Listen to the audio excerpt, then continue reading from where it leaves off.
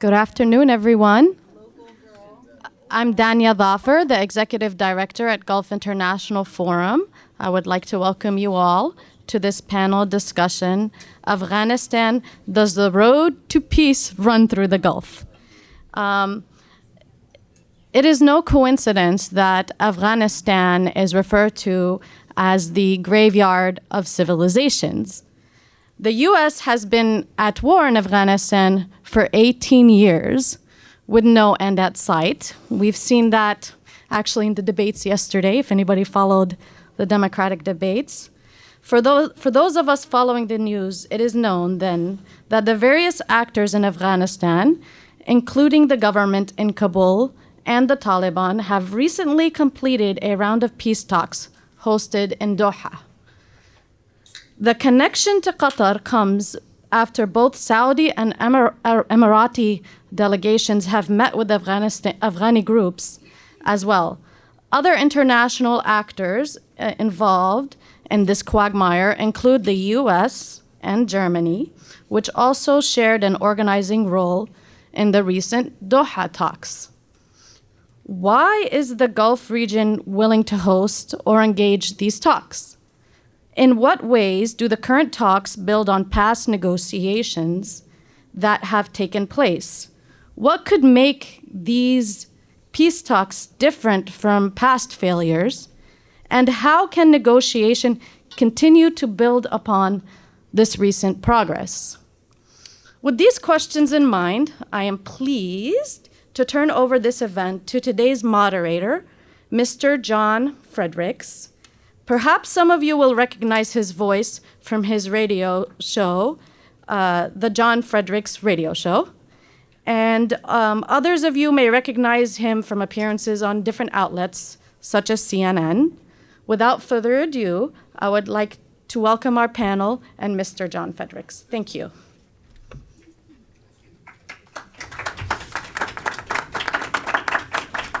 Yes, put my little thing. Well, thank you for having me, and thank you for being here. My name is John Fredericks. I'm your moderator for today's great esteemed panel, an interesting event. So thanks for being here. And I want to thank our hosts for having us, the GIF, Gulf International Forum. Thank you so much. What makes today fascinating is 21 candidates running for president in 2020. Not one candidate is calling for us to remain in Afghanistan in any sizable way. And remember, President Trump, when he ran in the Republican primaries in 2016, a key part of his platform was getting out of Afghanistan, getting out of Syria, and getting out of international entanglements. Quite hasn't happened the way he envisioned it during the campaign, but you have no opposition right now politically at the leadership level running for president, not Congress. There's many that think we ought to stay, John Bolton, et cetera. But there's no leader running for president that is giving any argument for the U.S. to maintain a presence beyond the 18 years that we have been there.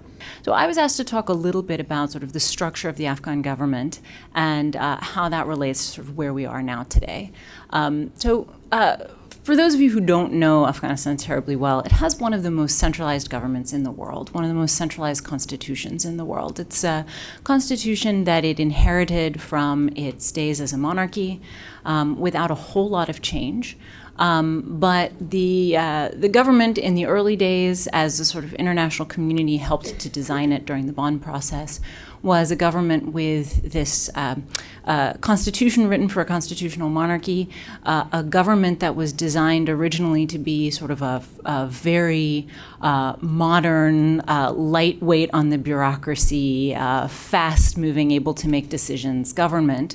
And then at the same time, they took these two sort of features of the government and then brought in many of the traditional warlords into the government. So it was sort of given a pretty unworkable system from the beginning. And every time I think we criticize the Afghan government now, we have to sort of bear in mind that structurally it was not really well set up for success. I remember someone once told me that when the Afghan government first stood up as the transitional government, the Afghan Ministry of Defense had 12 people working there.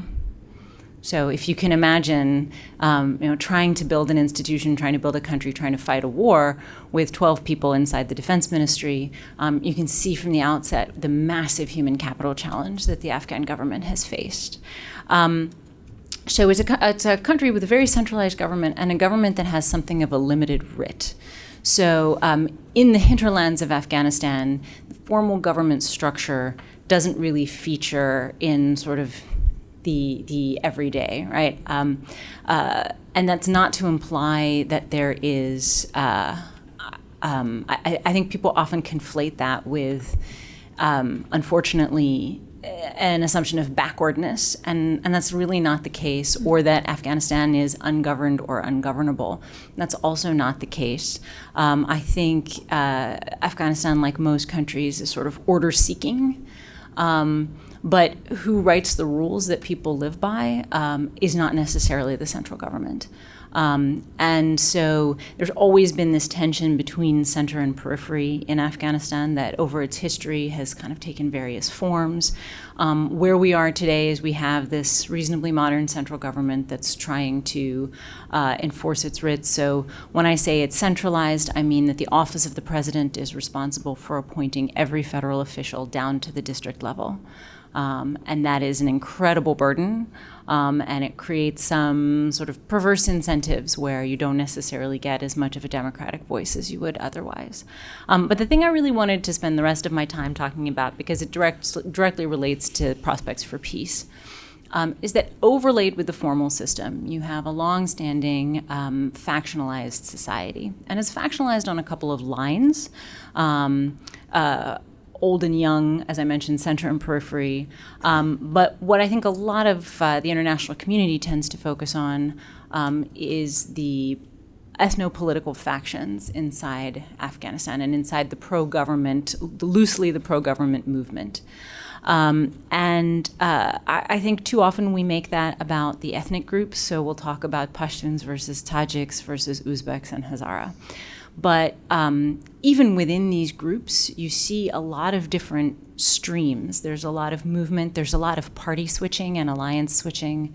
And so, if you take an ethnically determinative view of Afghanistan, you will always be shocked. Because you always go, oh, how did he make an alliance with him? I never saw that coming. Because it's much more about power and politics and relationships and coalition building, because no one is strong enough to totally take control, and so everyone has to sort of build alliances and build coalitions, and those coalitions change as immediate interests change. And that is a topic we could talk about for days, but I'm gonna shift into how that affects the peace process. So when we talk about the peace process, we tend to focus really heavily on the government negotiating with the Taliban. But it's an overly simplistic view, and in my view, a view that leads us to failure, because the government itself is not a terribly representative government, and the pieces of the government right now that look to be set to engage in any kind of negotiations with the Taliban don't represent enough of these different factional groups to ensure that peace will be easily implemented. So when we think about a peace process, we focus a lot on the negotiation phase, but really I see three phases in a peace process. There's negotiation, ratification, and implementation.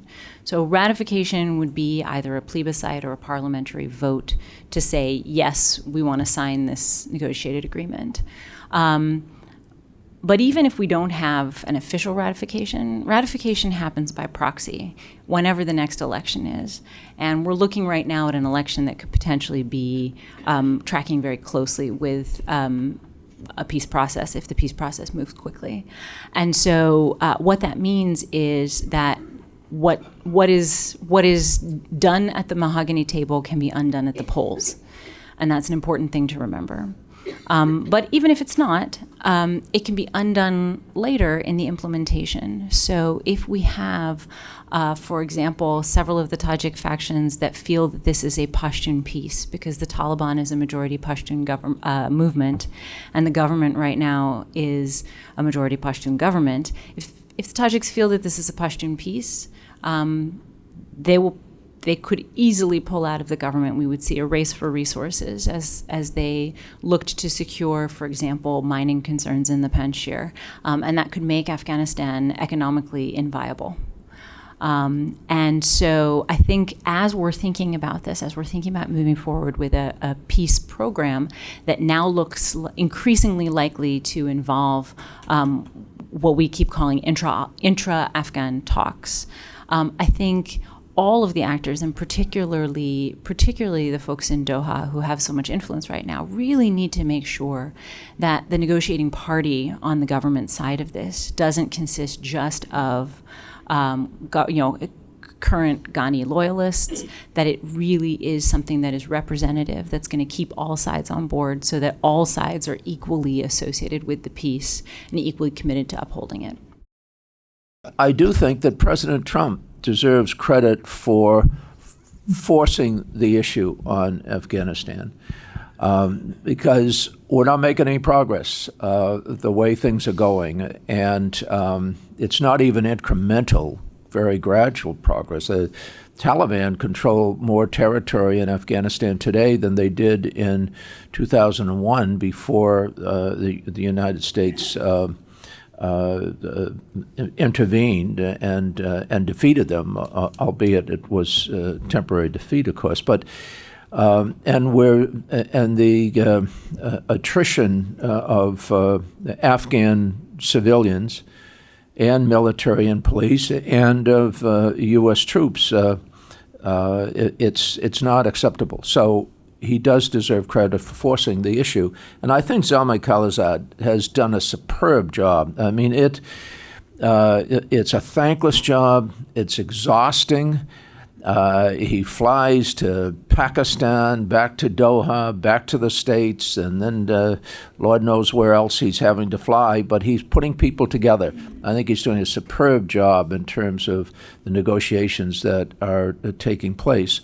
And I think that Qatar deserves credit, too, for consistently playing this role of diplomacy, negotiation, trying to pull people together to work things out. And Doha plays an essential role in that regard. I don't know who else does as good a job, maybe Switzerland or whatever, but the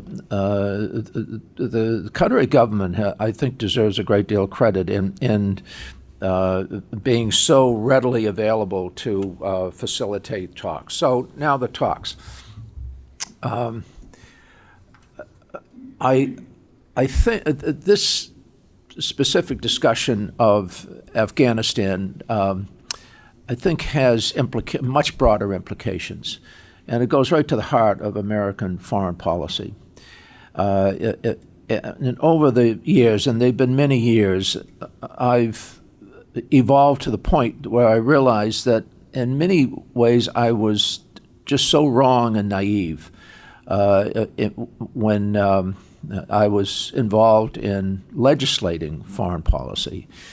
And what we put on paper, and it's generally put on paper during a presidential election, is understandably idealistic, aspirational, but in many ways it's all about trying to remake countries and their people in our own image.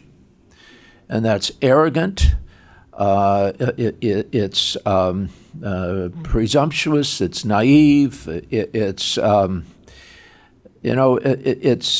understandable, but it's not excusable. And I think Afghanistan is a case in point. And there are so many other cases in point. And, of course, when we say in our image, it's not even really entirely in our image. It's in the image of the foreign policy elite, if you will, in Washington's image, in New York's image, in the urban intellectuals' image who spend the most time thinking about these things. But it doesn't represent necessarily the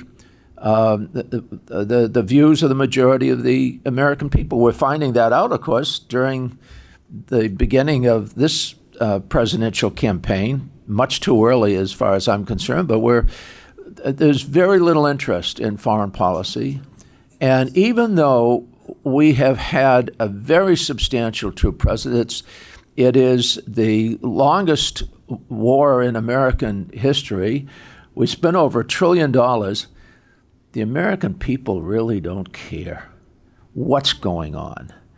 And as a result, the Congress doesn't really care much. So, you ask yourselves, when has the Congress really delved into this? We just had hearings for the new Secretary of Defense. Virtually nothing on Afghanistan. Where do you stand on Afghanistan? Couldn't care, because their constituents don't. A similar hearing with the chair of the Joint Chiefs of Staff, and a question from Angus King, I think it was, and other members had prepared questions, but they weren't important enough. They weren't on their constituents' radar. And here, Zalmay Khalilzad is working 24/7, and yet he hasn't really had it's certainly not a public briefing. He talked with some of the Foreign Affairs Committee members of the Senate. So if that's the case, we really need to reassess where we want to go in our intervention, because we're going to continue to intervene, and if we're not careful, we're going to continue to be seen as imperialistic forces. We should have learned from the Brits. We should have learned from the Russians. I think that with specifically to Afghanistan, but again, it has implications for so many other countries. We need a foreign policy that is much more flexible and that focuses more on decentralization, empowering the various diverse elements of a country to really govern themselves. Now, the Taliban, not all Pashtuns obviously are Taliban, but virtually all Taliban are Pashtuns. I think there needs to be a certain amount of sovereignty, autonomy, if you will, given to what in essence is going to be a Pashtunistan. Of course, I think this should apply to Kurdistan as well. The Afghan people are deeply conservative and generally deeply religious, because if you go to a village, the central meeting point, the central point of service delivery, of even education, if you will, is the mosque. And the people who have the most sway, and I don't want to generalize in every community, but generally speaking, it's the mullah, it's the imam, it's the religious leader, and most Afghans have very little in the way of the kind of education that we assume people know, and I don't know that they really want the kind of democratic governance that we want to sort of impose. I think we kind of need to let them work it out, what they want. Now, ideally, Kabul, which represents the elite, better educated, more economically successful, that type of government, and it would apply to maybe another 5 cities or urban areas or so, they can clearly function with the type of government we want to impose.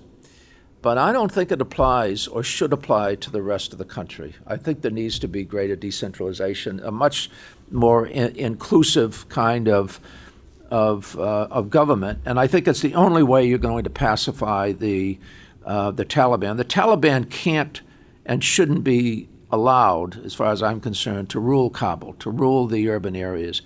But I think that they have proven their resilience, their durability, and I think that they are going to have a major role in terms of the governance of other provinces, because a lot of those provinces prefer the Taliban, frankly, to what they consider a puppet government.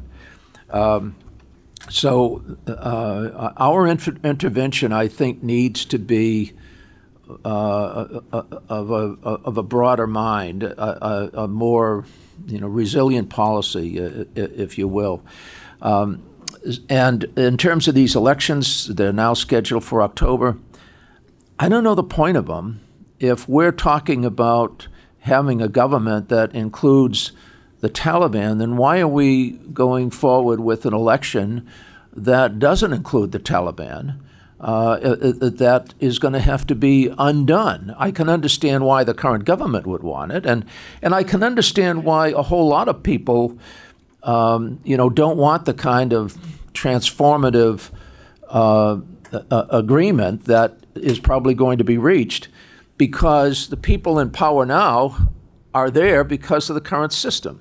I mean, it's sort of like in the United States. You if you want real finance reform, into gerrymandering, all this, it has to be done by the Congress. Well, Congress is there because of the current rules, because of the way things work, because of the current financing system. If you're going to do away with the Electoral College, you're going to have the president's support. Well, the president's there because of the Electoral College, and it applies. It's just human nature that the people in power aren't going to want to give it up in the way that they would be required to have a durable peace agreement. And that is a role that I think the U.S. can play, to force that kind of change. And I think we should. And as far as I can see, what Mr. Khalilzad is pushing for is consistent with the approach we should apply to Afghanistan and many other countries, because we're not going to be out of this game as the largest economy in the world, and one that certainly the elites around the world aspire to be like. But I think we need to have a much humbler approach to what we want to accomplish in terms of our intervention. Before I start, let me say that I have some deep disagreements with a number of the things that have been said thus far about Afghanistan, about the American role there, and our interests in that conflict. Perhaps there'll be an opportunity to talk about those later. Let me say this about the Gulf states, and indeed the entire region. All of Afghanistan's neighbors, near and far out, all of them have a stake in what happens in Afghanistan. It's not a country that somehow is by itself going to fight it out and solve its problem. The implications of the results in Afghanistan have region-wide implications. Start with that. Now, the Gulf's participation in the region didn't begin now with this peace treaty, of course.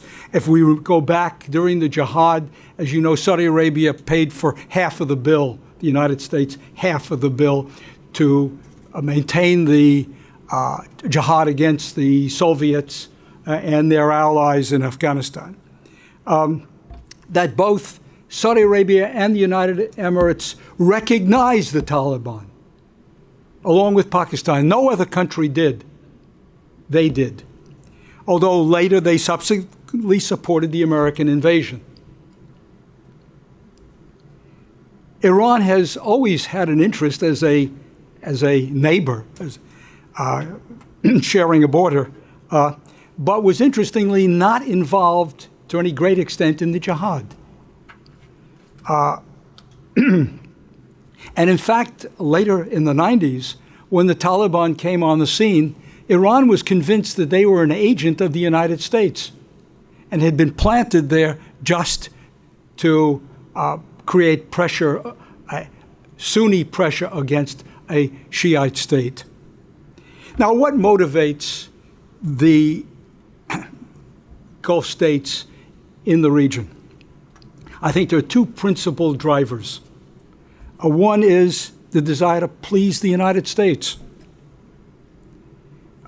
The desire to use their facilitation and mediation and thereby strengthen the ties with the United States, and the United States has welcomed this development. Symbolically, yes, to be sure, Qatar and the United Emirates have offered troops to train the Afghan army. And the UAE has about 200. That's why I say it's symbolic. As far as I know, Qatar has not deployed troops there, but has said that it was interested in doing so. UAE has been, for a long time, a key center for Taliban financing. Loose financial laws have been rectified to some degree now. There has been some progress in that regard, but this has been a major benefit to the Taliban. Now, the second motivation is that it is simply a displacement of the rivalries that go on within the Gulf. And I think you know what I'm referring to. Here's how they play themselves out, and naturally, Afghanistan, which I've said is important to them all, it finds a realization there as well. The Saudis and Iran have considerable investment in Afghanistan, particularly in winning the hearts and minds of the people. And they both exercise today what we would call soft power. And they do it through their religious institutions. Iran, I should also mention, though, has deep commercial interests, as does Pakistan. But the most important manifestation of Tehran's involvement, of course, with Afghanistan now is the $31 billion Char-Bahar port agreement, which also includes India. Now, while all the states in the region support the elected government, I want to repeat that, they are supportive, at least officially as such. All of them have hedging strategies as well.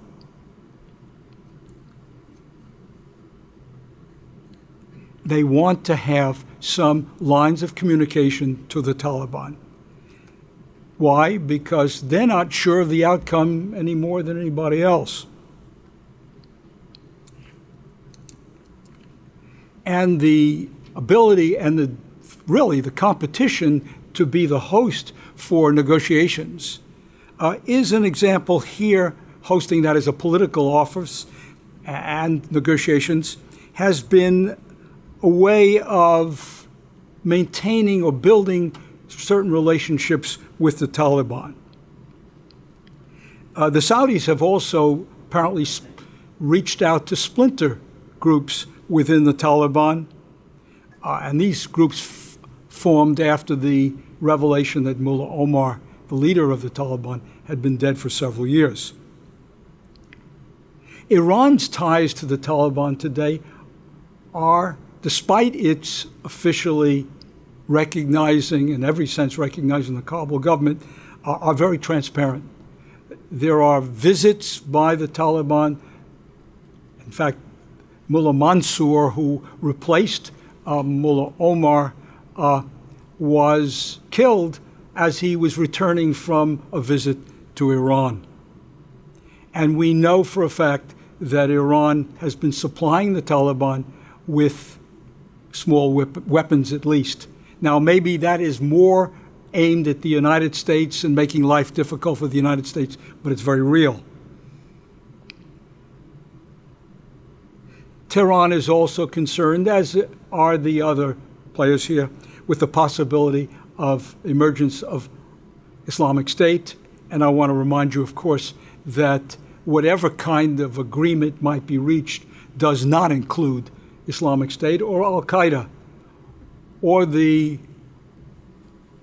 IMU, the Islamic Movement of Uzbekistan. They will, in any case, even if there were an agreement, fight on. Now, as far as the peace process as it's going on today, all have shown, as I say, a willingness to facilitate it, to play the honest broker, to provide a safe, supported venue for talks, and they have done so. By and large, there are cordial relations between the Taliban and Qatar as a result of this, and Kabul has acceded to this kind of arrangement. By the way, again, Qatar did not recognize the Taliban in the 1990s.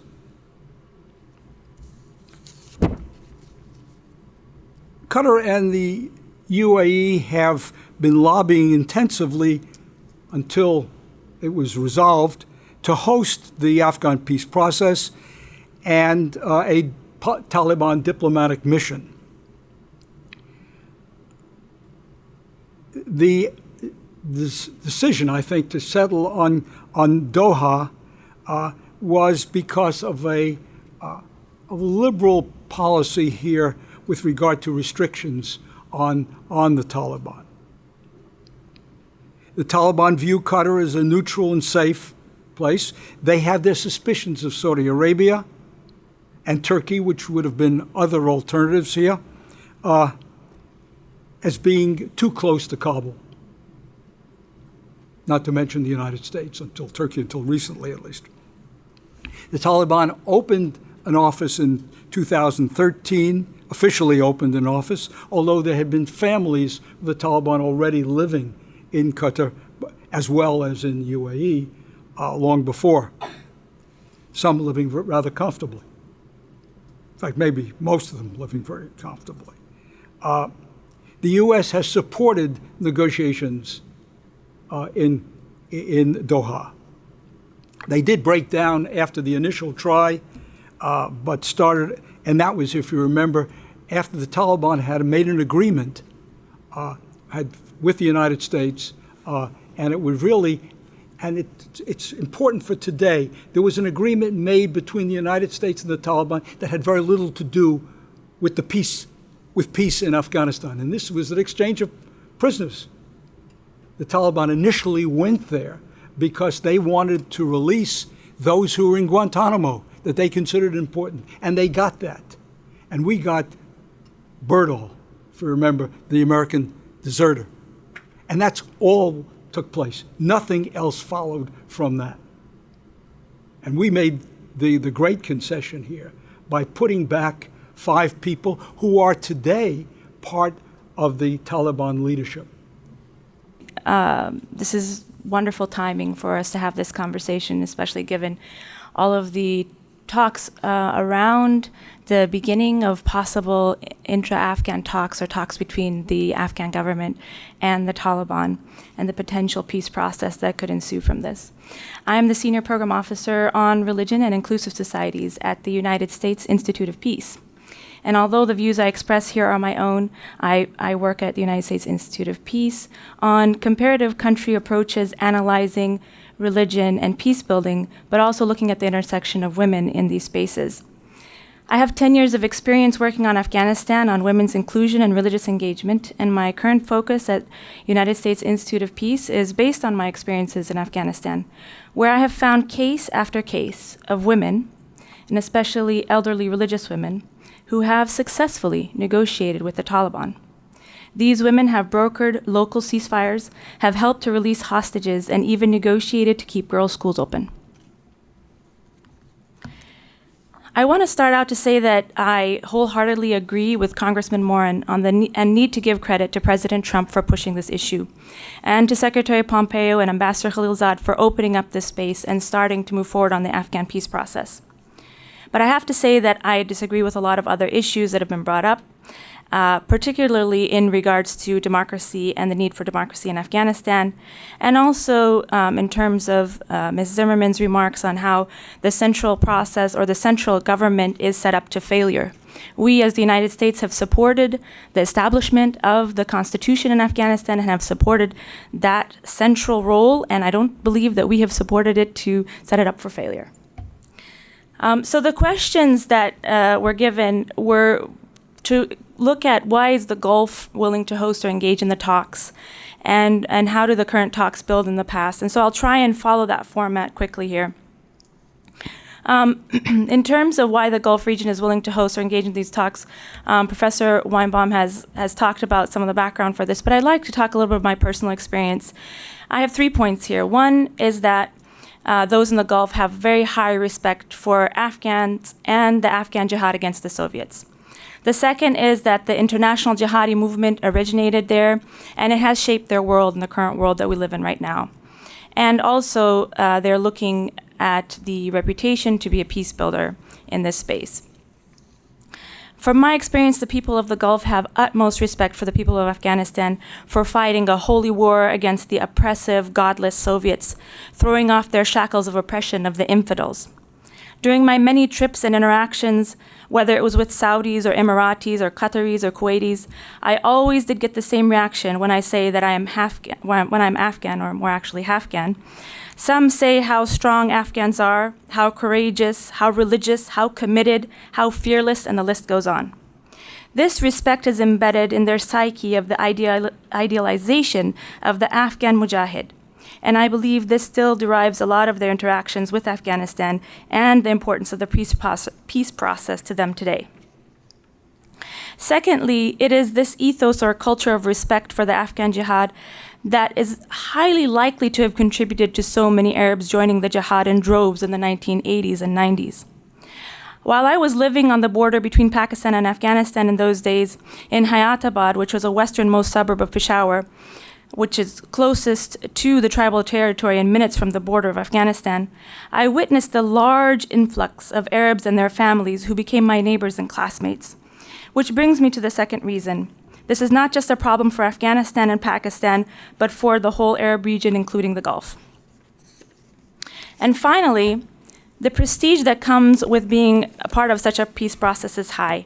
And I believe Dr. Weinbaum made the case for this, but I did want to add that one of the most powerful women in the Gulf, Sheikha Moza, is a very strong supporter of the peace process and of women's roles and inclusion in the peace process. And from behind the scenes, from my knowledge of this, she has really pushed to make sure that Qatar has been playing a positive role by establishing both the office and the special envoy, Qahtani, to be in charge of working in this space. So in terms of what ways do the current talks build on past negotiations, we've seen a history of negotiations that are sort of under the table that happened with the Norwegians taking the lead, and particularly when it relates to Afghan women and their inclusion in this process. Initially, the Taliban refused to speak to Afghan women, so the Norwegians had them speak to Norwegian women. Yes. And eventually, there were a few women inserted into some of these under-the-table delegations, and yet there was a lot of pushback for Afghan women to be part of these processes. And even as soon as even like 2 years ago, there was a strong pushback to have Taliban pushing against having women's inclusion. So when the U.S. Taliban peace talks were coming up in February this year, the Afghan women decided that they wanted to have some sort of a side event, to be present in Doha, to speak directly to the Taliban delegation and to also raise their concerns as the unfolding peace talks were happening. And they worked meticulously to build a consensus-building process across Afghanistan where women were thinking about who should represent them, how they should be represented, what are some of the red lines, what are some of the issues they should negotiate. And they came to a delegation of 31 women from the provinces and 10 women from Kabul who should represent them. And these are from provinces who are also under the control of the Taliban, USIP's research that Elisa Jackson did on women under the Taliban and in general, the situation under the Taliban shows that even those who are under the Taliban, even women who are living, who are part of the families of the Taliban, desire a more democratic country, desire more mobility, education, and being part of the politics of the day. So they formed this delegation and they got visas to go to Qatar, and Qahtani's office was enthusiastic about meeting them. Even the Taliban delegation said they would meet with them. And the Afghan ambassador at that time, who was my father, was working out, figuring out how to host them. And then all of a sudden, they weren't allowed to go. And at that time, my understanding was that there were certain Gulf nations who did not want this to take place. Although the exact issue is fuzzy, but there was a lot of pressure on the Afghan government to not have anybody from Afghanistan go to Doha to participate in any kind of side event or talks. So this speaks a bit to how the tensions between the Saudis, the Emiratis, and the Qataris are affecting the peace process. There's a lot of pressure from Saudis and Emiratis on the Afghan government to do certain things and affect what's happening in Doha. There had been all kinds of arrangements made for Qatar, for the airlines to come to Afghanistan and have flights. As Dr. Weinbaum mentioned, the troops to be going from Qatar to support in Afghanistan. A lot of these things have been pushed back because of these tensions. Now, another issue that's come up is Saudi Arabia's role in this. The Taliban are explicitly upset with Saudi Arabia because of the fatwa that the ulama issued in Saudi Arabia against the jihad, against the legitimization of the jihad of the Taliban against the government. And so that has created a lot of tensions between the Taliban and the Saudis, and has strengthened the relationship between Taliban and Qatar in many ways. So I think I'll stop on these issues, but I just wanted to mention that as things are moving forward, the way that the talks have been currently set up is now that the government has now just announced that they have their delegation of 15 members prepared, and they'll be meeting with 15-member delegation of the Taliban. And at some point, there will still continue to be intra-Afghan talks as well. Our understanding is that women are part of this delegation. And understanding is also that Pakistan has played a really important role in pushing forward these talks and talking with the Taliban, and that also the Saudis and the Emiratis' support of Pakistan in this space has been very important and instrumental in support of moving these talks forward from the Taliban side.